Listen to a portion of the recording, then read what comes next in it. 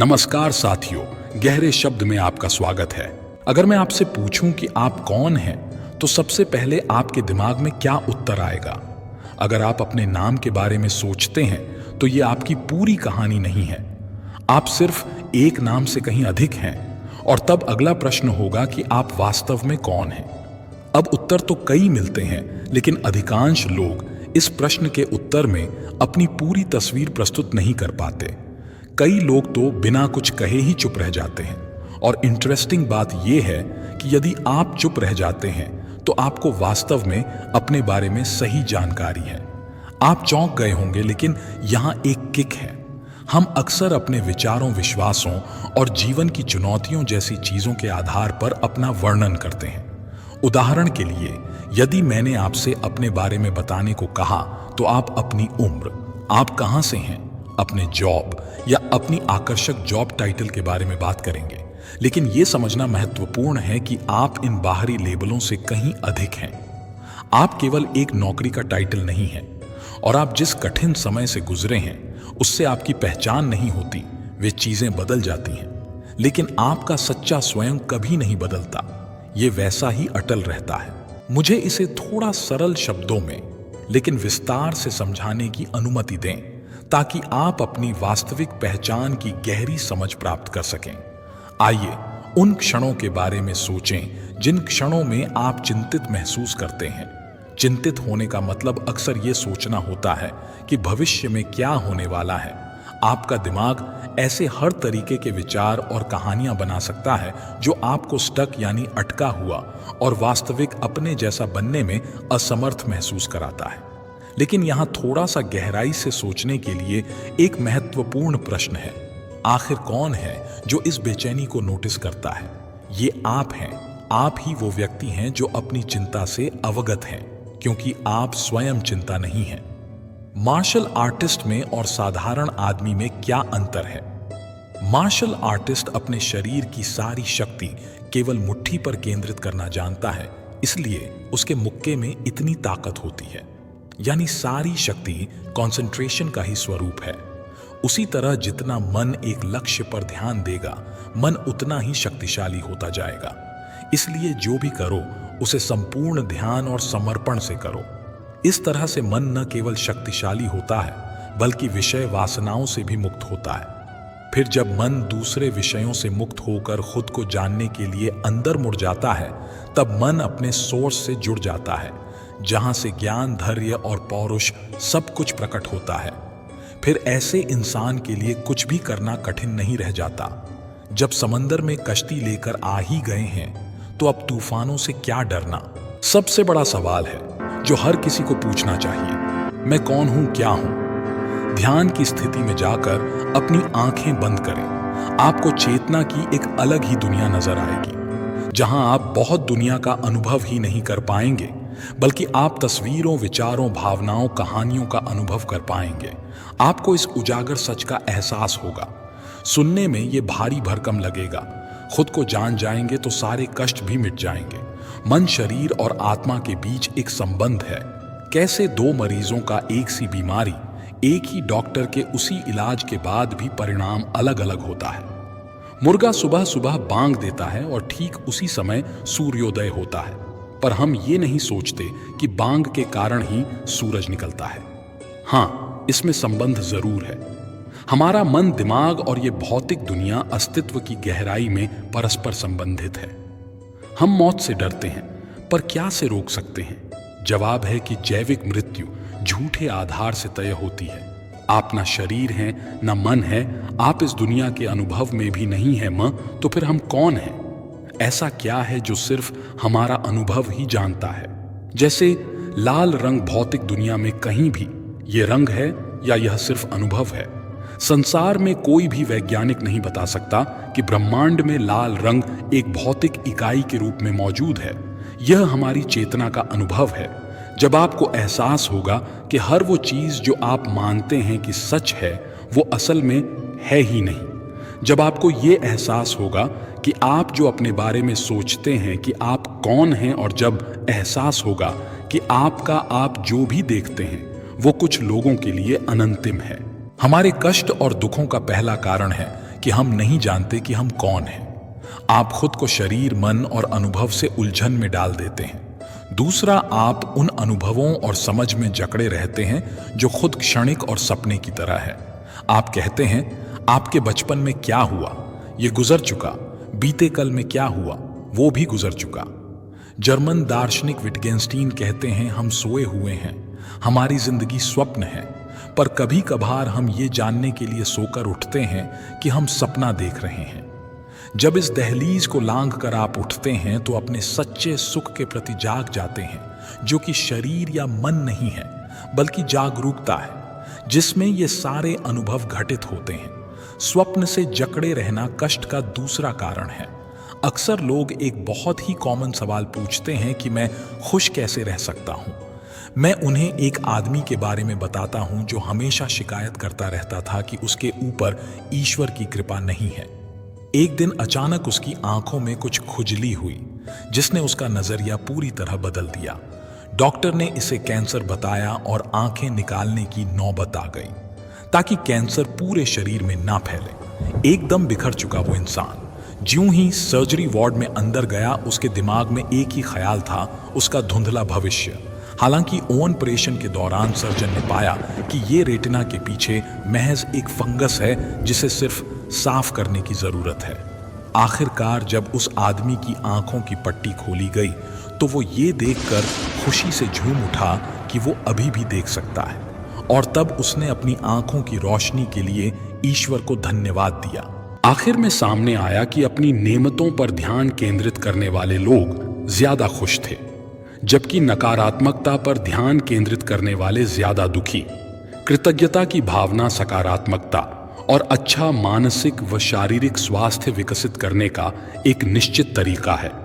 इसका ये मतलब नहीं कि जिंदगी इसका को परी की कथाओं की तरह परिपूर्ण माना जाए, बल्कि सभी हालातों में उम्मीद की किरणों को खोजते हुए खुद में लचीलापन विकसित किया जाए। सवाल यह है कि दिमाग को ग्रेटिट्यूड का प्रशिक्षण देने की जरूरत क्यों है।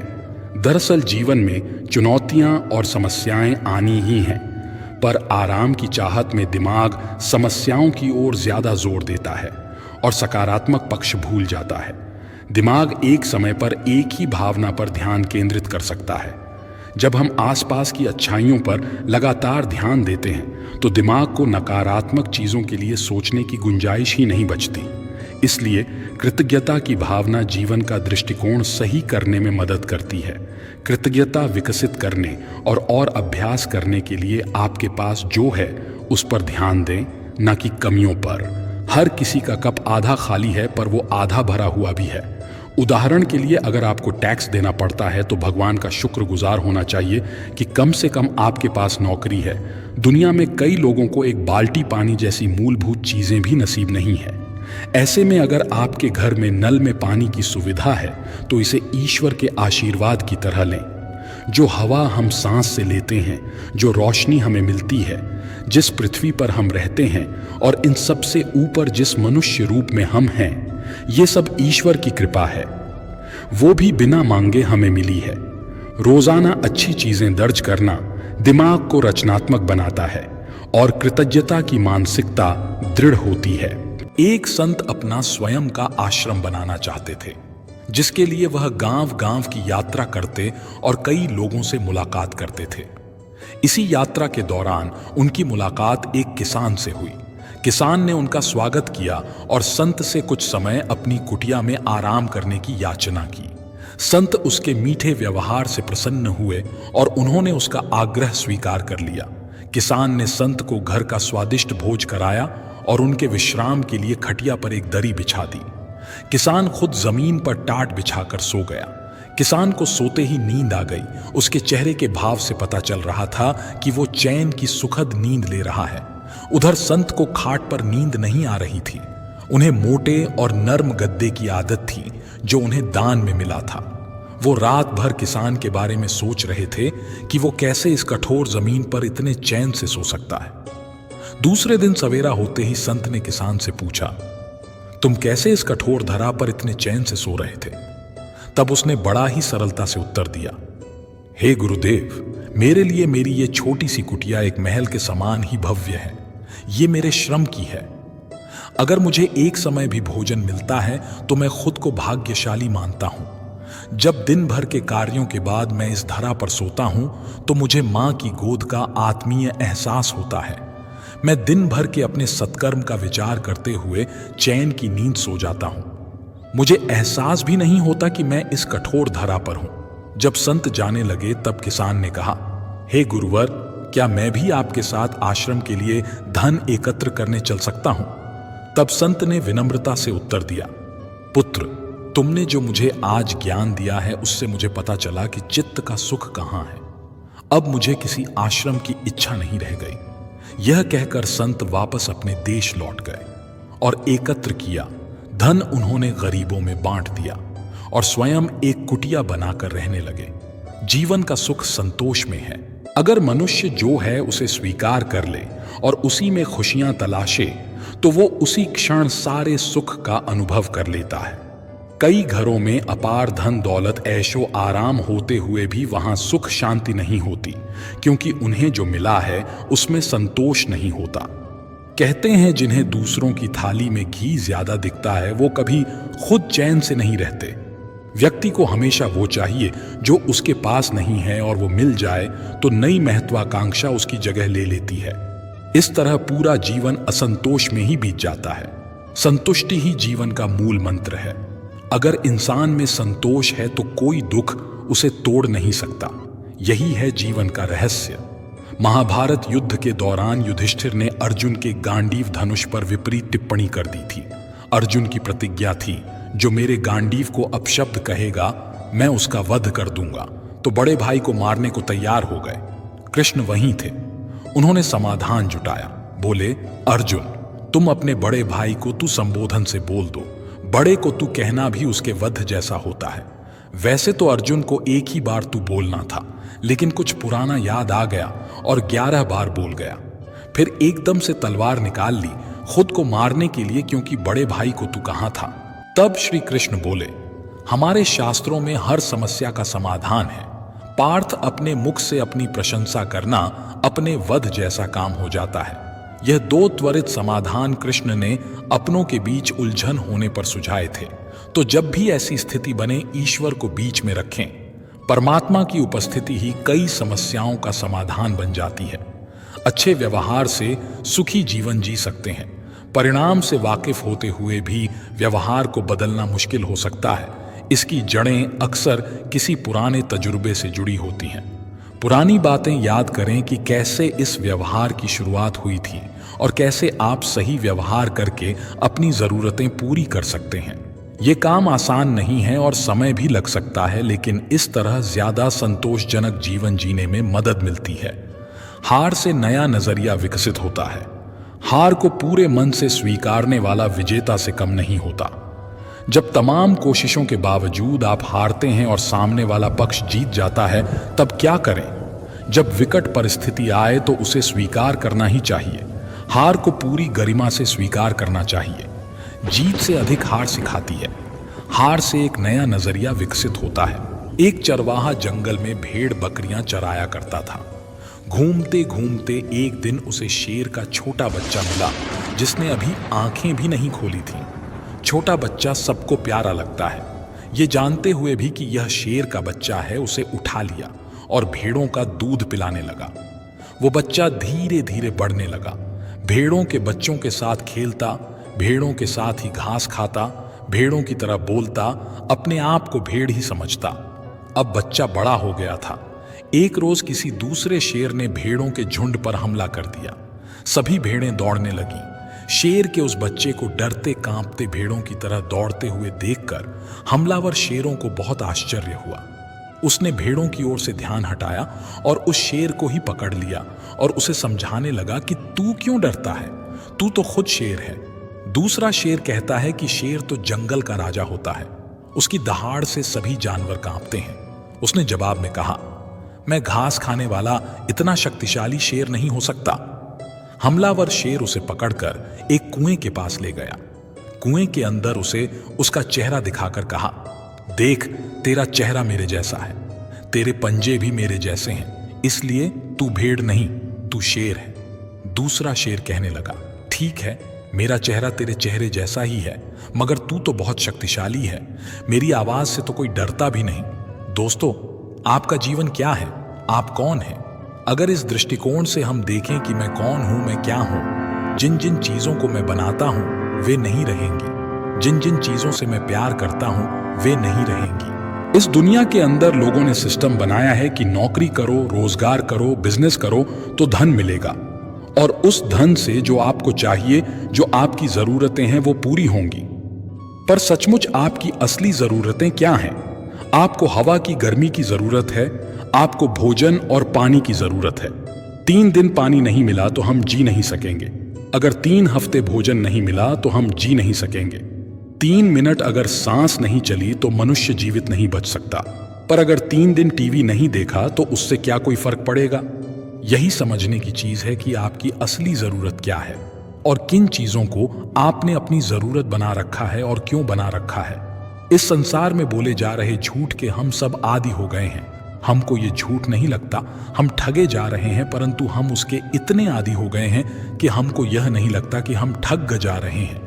पर अगर कोई कहे कि तुम ठगे जा रहे हो, तुमसे झूठ बोला जा रहा है, तो हम उसे ही झूठा कहने लगते हैं। किसी भी चीज का आदी होने का मतलब है लापरवाह होना। अगर आपसे पूछा जाए कि आप किस किस चीज के आदी हैं, तो क्या कहेंगे आप? क्योंकि जिसके आप आदी हैं वो आपको मालूम ही नहीं है। क्या आप अपनी सांस की ओर ध्यान देते हैं जिसकी वजह से आप जीवित हैं? आप उन चीजों की चिंता करते हैं जिनके सोचने से कुछ नहीं हो सकता। आपको ये भी नहीं मालूम कि सच क्या है और झूठ क्या है। सत्य ये है कि आप जीवित हैं, आपके अंदर सांस आ जा रही है। इससे बड़ा सत्य आपके लिए कुछ हो ही नहीं सकता। सत्य के आदी बनिए, सत्य को अपनाइए। अगर आप इसे जान जाएं, समझ जाएं, अपना लें, तो कोई भी ऐसा दुख नहीं जो आपको परेशान कर सकता है। जीवन में हम सभी कठिनाई, दर्द और पीड़ाओं के बारे में मंथन किया करते हैं। ये मंथन भविष्य के बारे में चिंता करना, यानी अत्यधिक सोचना, या दैनिक जीवन का सामान्य तनाव हो सकता है। लेकिन अब मैं जो कहने जा रहा हूं वह एक एहसास है जो इन चुनौतियों को समझने और उनसे निपटने के आपके तरीके को बदल सकता है। इस पर विचार कीजिएगा। निश्चित रूप से जो व्यक्ति दुख के प्रति जागरूक है वो नहीं है जो इसे अनुभव कर रहा है। सरल शब्दों में ये अपने आप के 2 हिस्से होने जैसा है। एक हिस्सा तो कठिन समय से गुजर रहा होता है, जबकि दूसरा हिस्सा देखता और समझता है कि क्या हो रहा है। आपकी ये अवेयरनेस आपको आपके दुखों से अलग होने और कहीं ऊपर बैठकर इनकी अल्पायु को पहचानने के लिए एक शक्तिशाली उपकरण हो सकती है। कभी भी जब आप किसी भी समस्या या किसी चीज के बारे में खुद को अंतहीन विचारों के चक्र में फंसा हुआ पाएं, तो अपने आप से एक प्रश्न पूछें कि इस अत्यधिक सोच को नोटिस कौन कर रहा है। ये अत्यधिक सरल और छोटा प्रश्न आपका ध्यान विचारों में उलझने से हटाकर उन विचारों का पर्यवेक्षक बनने पर केंद्रित कर देता है। ये ऐसा है जैसे आप किसी बड़ी तस्वीर को देखने के लिए एक कदम पीछे हट रहे हो। आप अपने दर्द और पीड़ा तक ही सीमित नहीं हैं, यहां तक कि आप सिर्फ एक इंसान से भी कहीं अधिक हैं। गहरे स्तर पर आप किसी बहुत बड़ी, किसी गहन चीज का हिस्सा हैं। ये समझते ही जीवन के अनुभवों के प्रति आपका दृष्टिकोण बदल जाता है। अब आप अपने भीतर छिपी शक्ति को पहचान पाते हैं और आपको एहसास होता है कि आप में अपनी वास्तविकता को आकार देने की क्षमता है। विपरीत परिस्थितियों में भी आप शुद्ध प्रेम, शांति, आनंद और आत्मविश्वास की भावना को पुनः प्राप्त कर सकते हैं। प्रभु का रास्ता बड़ा सीधा है और बड़ा उलझा भी। बुद्धि से चलो तो बहुत उलझा और भक्ति से चलो तो बड़ा सीधा। जिंदगी में कभी भी ये मत सोचो कि कौन कब कैसे कहां बदल गया। सिर्फ इतना देखो वो तुम्हें सिखाकर क्या गया। यही जीवन का ज्ञान है। पीड़ाएं केवल दुख नहीं देती, ज्ञान भी देती हैं। जब शक्ति होती है तब तुम गलत करते हो, और जब शक्ति नहीं होती तब तुम कहते हो कि अब अच्छा करेंगे। स्वयं विचार करें। अगर आप दूसरों के विचारों से अपनी जिंदगी चला रहे हैं तो एक दिन आप खुद को एक पिंजरे में पाएंगे। अगर कोई रास्ता आपको डरा रहा है तो समझ लेना आगे बहुत बड़ी सफलता आपका इंतजार कर रही है। जीवन एक रेलगाड़ी है, जब तक चलती रहती है लोग आते जाते रहते हैं। कभी तेज चलती है, कभी धीमी चलती है, कभी स्टेशन पर रुकती है। कुछ नए लोग आते हैं, कुछ पुराने उतर जाते हैं, पर सफर चलता रहता है। जब आखिरी स्टेशन आता है सब उतर जाते हैं, कोई साथ नहीं रहता। इसी का नाम जीवन है, तो हमेशा चलते रहो। कभी कभी मन को मना लेना ही बेहतर होता है, हर जिद हमें खुशी नहीं देती। अक्सर आपने कुछ लोगों को हमेशा परेशान रहते देखा होगा। वे किस बात से परेशान हैं इसका अंदाजा लगाना सबके बस की बात नहीं, क्योंकि वे अपनी चिंता दूसरे से साझा भी नहीं करते हैं। आदमी जैसा कर्म करता है वैसा ही फल उसे प्राप्त होता है। ऐसी कहानियां और कथाएं आपने काफी पढ़ी और सुनी होंगी। एक समय की बात है, एक गांव में दो किसान थे। वे खेती के साथ साथ बागवानी भी करते थे। एक ने अपने बाग में आम उगाए थे तो दूसरे किसान ने लीची के पेड़ उगाए थे। फलों के सीजन में उनके बाग में अच्छी पैदावार हुई तो वे दोनों अपने अपने फल बाजार में बेचने के लिए गए। बाजार से लौटते समय उन दोनों ने अपने लिए 5-5 किलो फल बचा लिए थे। वापस लौटते समय दोनों किसान रास्ते में मिले। दोनों एक दूसरे से बातें करने लगे। आम वाला किसान बोला, मैंने फल बचा तो लिए, लेकिन इस बार खूब फसल हुई। हम लोगों ने खूब आम खाए, अब खाने का बिल्कुल भी मन नहीं है। लीची वाले किसान ने कहा, यही हाल मेरा भी रहा इस बार। लीची की अच्छी पैदावार हुई है। दोनों ने यह फैसला किया कि दोनों आपस में फल बदल लेते हैं। आम वाले ने लीची ले ली और लीची वाले किसान ने आम। लेकिन आम वाला किसान बहुत लालची था। उसने दूसरे किसान से नजर बचाकर कुछ आम अपने कर रख लिए। वहीं दूसरी ओर लीची वाला किसान आम पाकर बहुत खुश हुआ। वे दोनों अपने घर चले गए। घर जाकर लीची वाले किसान ने पूरे परिवार को आम खिलाए और उसे बड़ी अच्छी नींद आई। लेकिन आम वाला किसान रात भर शंका में जागता रहा। उसे ये लग रहा था कि उसकी तरह लीची वाले किसान ने कुछ लीची छुपाकर तो नहीं रख ली है। वो उस रात बहुत परेशान रहा। हमारे दुखों के 5 कारण जो अपना मनचाहा प्राप्त होने पर कहते हैं प्रभु की कृपा है, पर मन के विरुद्ध होने पर उदास हो जाते हैं। यही प्रभु की कृपा का अधूरा दर्शन ही दुख का पहला कारण है। दूसरे का कुछ भी हो, उसका चाहे अहित हो, वो चाहे दुखी हो, पर हमारा भला होना चाहिए। हमारा ये मलिन स्वार्थ ही हमारे दुख का दूसरा कारण है। हमें वर्तमान में जो वस्तुएं प्राप्त हैं उनके छिन्न जाने या ना मिल पाने का भय हमारे दुखों का तीसरा कारण है। जो हमें करना चाहिए वो ना करना और जो नहीं करना चाहिए उसको करना, ये प्रमाद भरी आदतें हमारे दुखों का चौथा कारण है।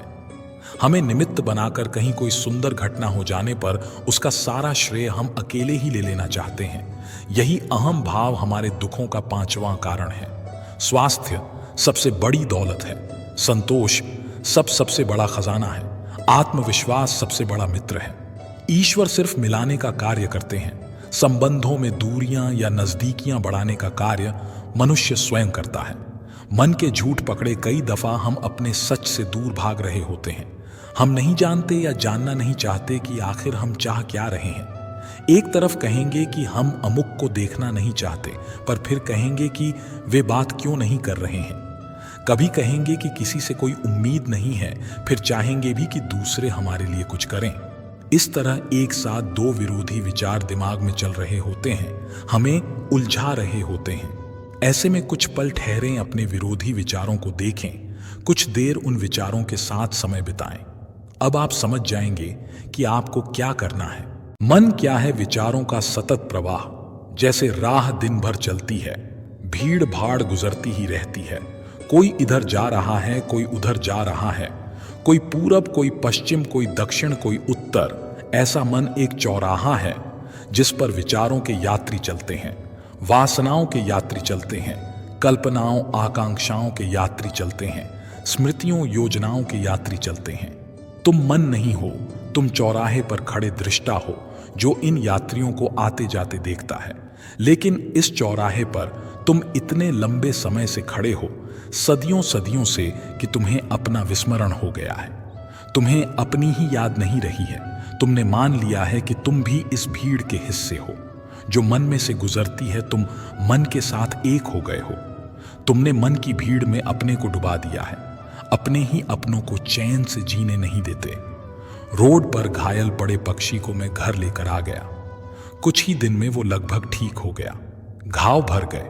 मैंने एक गांव वाले से पूछा, ये पक्षी थोड़ा उड़ नहीं पा रहा, क्या मैं पास में मौजूद पहाड़ी पर इसे छोड़ दूं, जहां इसके बिरादरी के और भी पक्षी हैं?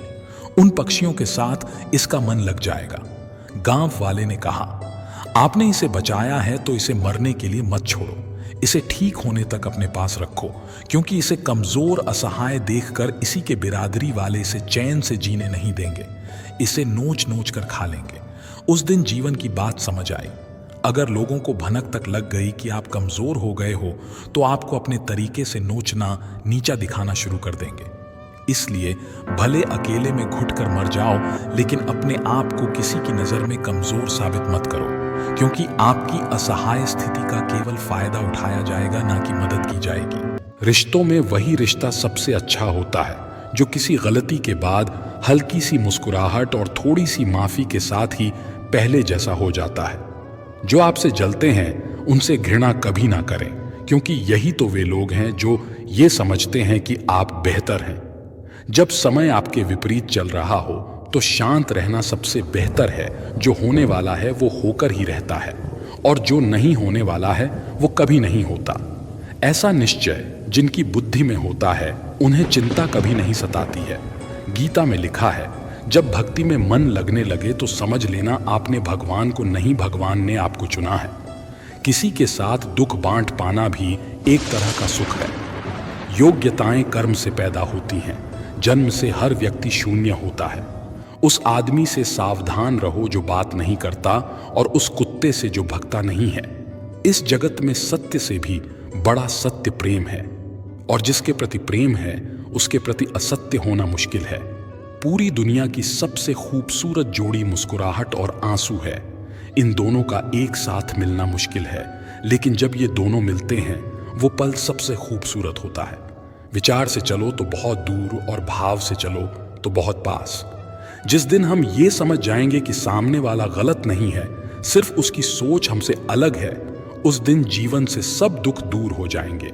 इंसान को इंसान से दूर करने वाली सबसे पहली चीज है जुबान, और दूसरी चीज है पैसा। रिश्ते निभाने के लिए बुद्धि नहीं, दिल की शुद्धि होनी चाहिए।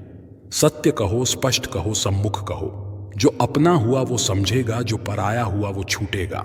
भीड़ से हटकर अपने लिए नया जहान ढूंढो। गलतियां सब निकालते हैं, आप समाधान ढूंढो। जो जरूरी है परमात्मा तुम्हें वो देगा, जब जरूरी है तब देगा। तुम्हारी जल्दबाजी से कुछ नहीं होगा, सब्र करना सीखिए।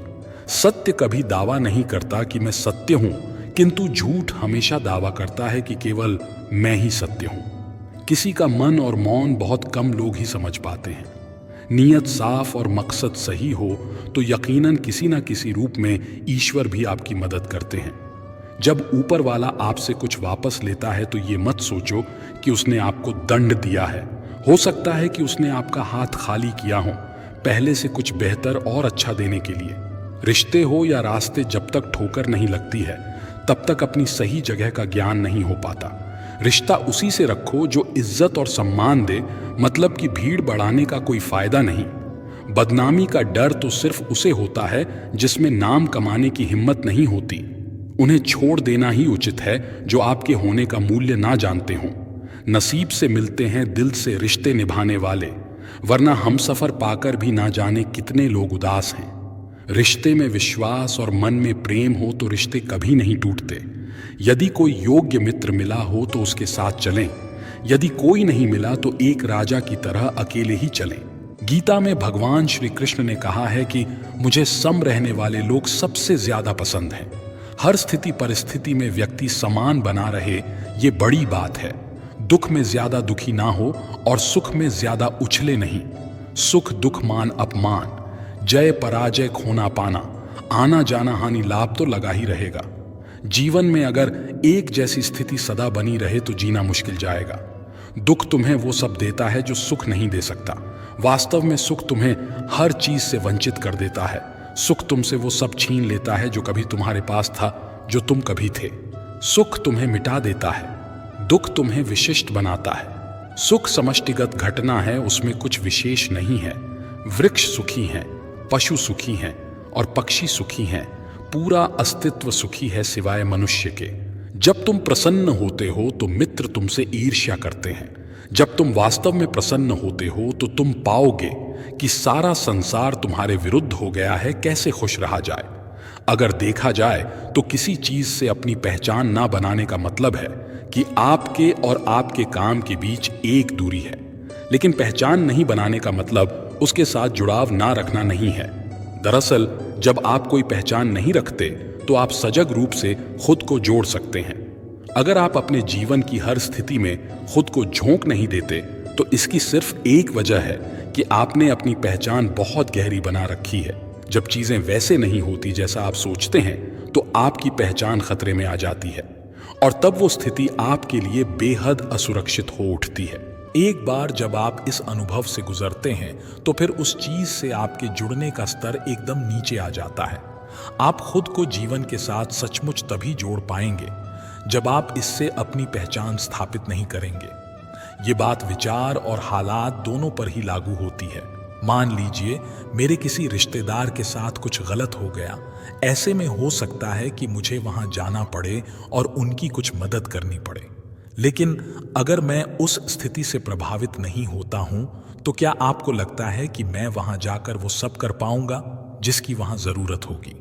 मान लीजिए आपके प्रियजन के साथ कुछ घटित हुआ और आपने उनके साथ अपनी पहचान बनाकर नहीं रखी है, तब भी आप अपनी तरफ से हर चीज पूरी क्षमता के साथ करेंगे, क्योंकि आपकी पहचान स्थापित ना होने का मतलब ये नहीं है कि आपका प्रेम, आपका लगाव सब कुछ चला गया। लेकिन अगर आपने अपनी पहचान बनाई होगी तो आप शायद सो नहीं पाएंगे। आप ही बताइए कि अगर आपके सामने ऐसी स्थिति आए कि आपके आसपास किसी के साथ कुछ गलत घटित हो जाए और उस समय उन्हें आपकी जरूरत हो, तो वहां होने का सबसे अच्छा तरीका कौन सा होगा? वहां अपने होशोहवास को पूरी तरह से बनाए रखते हुए अपनी पूरी क्षमता के साथ मौजूद होना या फिर अपना संतुलन खोकर वहां रहना? दोनों में से बेहतर क्या होगा? अब तक सारे लोगों ने आपको हमेशा ये यकीन दिलाया है कि अगर आपका कोई अपना बीमार होता है या कुछ बुरा होता है तो आपको टूट जाना चाहिए, नहीं तो ये समझा जाएगा कि आप उन्हें प्यार नहीं करते।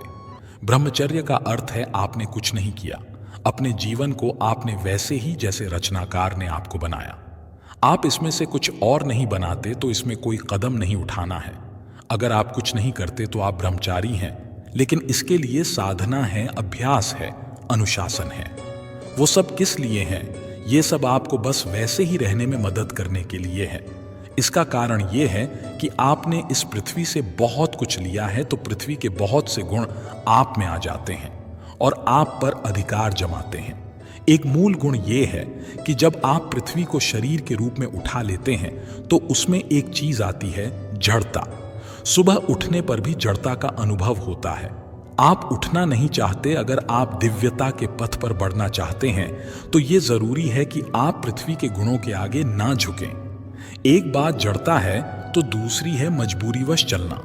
अगर आप पृथ्वी को शरीर के रूप में उठा लेते हैं तो आप पृथ्वी जैसे हो जाते हैं। ये आपको गोलाकार चक्कर में ले जाती है।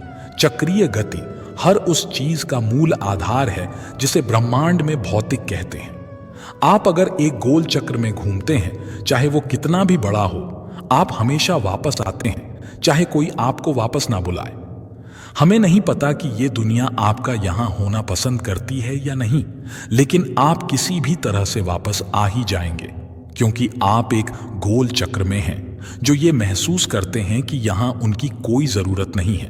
जो एक सीधे रास्ते पर चलना चाहते हैं, उनके लिए ये दिव्य पथ है। ग्रहों के जैसा गोल घूमने वाला प्रक्षेप पथ नहीं तो कोई भी इंसान ब्रह्मचर्य को एक प्राकृतिक प्रक्रिया की तरह नहीं, बल्कि एक मार्ग और एक अनुशासन की तरह अपनाता है, जिससे वे जीवन की चक्रीय गति, जन्म मरण के चक्कर में ना पड़े। वे जीवन की चक्रीय गति के आगे झुकना नहीं चाहते। तो ब्रह्मचर्य क्या करना होता है? अगर आप बहुत जागरूक हैं तो इसमें कुछ भी नहीं करना है। ये बहुत सरल है। आप रोज सुबह ऐसे उठते हैं जैसे अभी अभी पैदा हुए हैं। रात में सोने के लिए ऐसे जाते हैं जैसे आप मरने वाले हैं। बीच के समय में आप वो करते हैं जो लोगों के लिए उपयोगी है।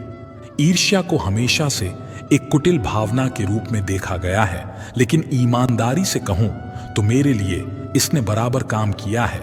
ये मुझे प्रेरणा देती है। तो जब भी मेरे मित्र कुछ नया सीखते हैं तो मेरे अंदर से भाव आता है कि मैं उनसे बेहतर करूं। आपको लगता है कि ईर्ष्या क्या एक नकारात्मक भावना है, या ये आपको बेहतर करने के लिए प्रेरित करती है? आपके जीवन का अनुभव केवल आपके मानसिक और शारीरिक ढांचे तक ही सीमित है तो आप उस आयाम तक नहीं पहुंच सकते। मृत्यु के बाद जो कुछ भी है वो कोई ऐसे रहस्य नहीं है जो किसी स्वर्ग या नर्क में छिपे हुए हैं। वे यहीं पर हैं, अभी हैं। बात बस ये है कि अधिकतर मनुष्य इस ओर पर्याप्त ध्यान नहीं देते, क्योंकि वे बाकी चीजों के साथ बहुत व्यस्त रहते हैं। उनके लिए उनका पेशा, उनका कारोबार उनके जीवन से भी ज्यादा महत्वपूर्ण है। उनके लिए उनका प्यार संबंध उनके जीवन से भी ज्यादा महत्वपूर्ण है। उनके पड़ोस के किसी व्यक्ति के साथ साथ उनकी छोटी सी समस्या उनके जीवन से भी ज्यादा महत्वपूर्ण है। वे कैसे कपड़े पहनते हैं, ये उनके जीवन से बहुत ज्यादा महत्वपूर्ण है। ये सिर्फ कुछ ही उदाहरण हैं। जीवन के बारे में आपके विचार गलत हैं तो जीवन आपसे दूर ही रहता है। वास्तव में जीवन आपसे दूर नहीं होता, आप उससे बच बच कर रहते हैं। जीवन आपको टालने की, आपसे दूर जाने की कोशिश नहीं करता, आप ही उससे दूर रहते हैं। आपके जीवन के कड़वे दर्द भरे अनुभव आपको जीवन की वजह से नहीं हुए थे, वे अपने मन और शरीर को संभालने की आपकी अयोग्यता की वजह से हुए थे। जीवन ने कभी आपको कोई दर्द या पीड़ा नहीं दी है, ये सिर्फ आपके मन और शरीर के कारण हुए हैं। आप जानते ही नहीं कि अपने शारीरिक और मानसिक ढांचे को कैसे संभालें। आपको कुदरत ने 2 अद्भुत साधन दिए हैं, पर आपने उनको बिगाड़ दिया है। आपके सभी दुख और पीड़ाएं बस आप ही की वजह से हैं। हमेशा यही आशा करते हैं कि हमें कुछ मिले। हम चाहते हैं कि हमें परिवार, सरकार, समाज से कुछ मिले, परंतु हम ये नहीं देख पाते हैं कि बनाने वाले ने हमें क्या दिया है। मनुष्य धारणाओं और कल्पनाओं में ऐसा फंसा हुआ है कि सही और गलत समझ ही नहीं पाता है। यदि वो बनाने वाले को खोज रहा है तो किसको खोज रहा है? एक आदमी था, उसके मन में शंका थी कि मेरे अंदर वो शक्ति है या नहीं जो दुनिया को चलाती है। उसने खोजना शुरू किया। वो लोगों के पास जा जाकर पूछता कि क्या सचमुच वो शक्ति मेरे अंदर है। कई लोगों ने उसे बताया, लेकिन वो संतुष्ट नहीं हुआ।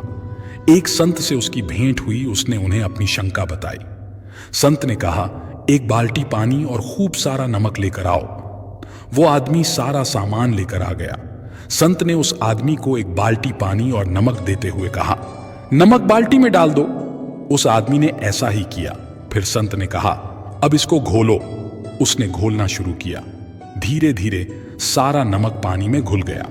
फिर संत ने उस आदमी से पूछा, कहाँ गया नमक? तो उसने कहा कि नमक तो गायब हो गया, वो दिखाई नहीं दे रहा है। तब संत ने कहा, अब इस पानी में तुमको वो नमक दिखाई नहीं दे रहा है, इसका ये मतलब नहीं कि वो गायब हो गया है या वो पानी में है ही नहीं। तुम उसे आंखों से नहीं परख सकते हो। हमारा भी यही हाल है। हम भी अपने हृदय में स्थित शक्ति को आंखों से नहीं देख सकते, परंतु अपने हृदय से उस शक्ति का अनुभव कर सकते हैं। जब नमक पानी में घुल गया तो सिर्फ पानी ही पानी दिखाई दे रहा था, नमक नहीं दिखाई दे रहा था, परंतु वो था तो वहीं। ठीक उसी प्रकार वो शक्ति भी सब जगह है, थल जल पेड़ वायु में हर जगह। उसी के होने से हम जीवित हैं, बस उसे अनुभव करने की जरूरत है। बचपन का सुख उस बच्चे के कई प्रकार के भय का शमन करता है। उसका आत्मविश्वास, स्वस्थ विकास सीधे प्रेम पर निर्भर होता है। आजकल कई बच्चे दुख भरे घरों में बड़े होते हैं। यदि उन्हें ढंग का प्यार नहीं मिलता तो अपने आगामी जीवन में वे शायद ही अपने माता पिता से प्रेम करेंगे, और संभव है कि दूसरों से प्रेम करना भी उनके लिए कठिन होगा। ये बहुत चिंताजनक है। जैसे जैसे बच्चे बड़े होकर स्कूल में प्रवेश करते हैं, उनको शिक्षकों से मदद मिलनी चाहिए।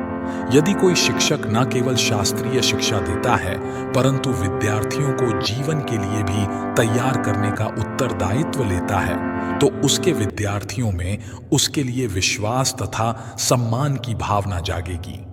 विद्यार्थियों को जो कुछ भी सिखाया गया है, वो उनके चित्त पर अमिट निशान छोड़ जाएगा। दूसरी ओर अपने विद्यार्थियों के संपूर्ण कुशल मंगल की चिंता नहीं रखने वाले शिक्षक द्वारा सिखाए गए विषय शायद उनको बहुत समय तक याद भी नहीं रहे। भावनाओं का असर हर जगह पड़ता है। प्रेम पूर्वक किए गए व्यवहार का सकारात्मक असर पड़ता है और उपेक्षापूर्ण व्यवहार का नकारात्मक असर पड़ता है। ये बात बच्चों पर ही नहीं, सभी पर लागू होती है। इसलिए सभी के साथ प्रेम पूर्वक व्यवहार करना चाहिए। बहुत सी सर्वश्रेष्ठ चीजें शांत माहौल में ही सीखी जा सकती हैं और कई चीजें तूफान के बीच ही सीखते हैं। सफलता से ज्यादा दिलचस्प होता है संघर्ष, जो हमें खुशी दे। ऐसी परिस्थितियों की पहले से पहचान नहीं की जा सकती, उनका हम अचानक ही सामना करते हैं। सहज बने रहने के लिए बहुत सारे तजुर्बे बंद होते हैं, तब आत्मा की आंखें खुली रहती हैं।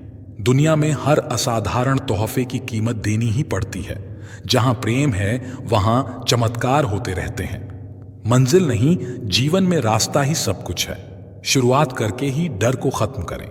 असफलता का डर हमें कदम बढ़ाने ही नहीं देता, बस काम को बार बार टालते हैं। आज करेंगे, कल करेंगे। समय का बहाना बनाना क्यों? अपने डर को खत्म करना होगा, डर से जीतना होगा, और यह संभव है जब हम कदम बढ़ाएंगे। ये नहीं सोचे कि फेल हो जाएंगे, बस हमें अपना बेस्ट देना है। अपने मस्तिष्क का दायरा बढ़ाएं। हम आज जो हैं उस स्थिति में रचनात्मक बदलाव लाकर जीवन के उन क्षेत्रों में सफलता प्राप्त कर सकते हैं जो हमारी दृष्टि में कमजोर हैं, लेकिन जिनमें अधिकांश लोग ये नहीं जानते कि बदलाव कैसे लाया जाए। इसके लिए हम अपने मस्तिष्क का दायरा बढ़ा सकते हैं। इंतजार ना करें, समय कभी सही नहीं होगा। मन से इसलिए करें, बहुत से लोगों को जब कोई नापसंद कार्य करना पड़ता है तो वो पीछे हट जाते हैं। अधिकांश लोग असफल इसलिए रहते हैं कि वो कुछ सार्थक करना शुरू करने के लिए सही समय का इंतजार करते हैं। समय कभी सही नहीं होगा। आप जहां खड़े हैं वहीं से शुरू करें और आपके पास आपके अधिकार में जो उपकरण हैं उन्हीं के साथ काम करें। जैसे जैसे आगे बढ़ेंगे बेहतर उपकरण मिल जाएंगे।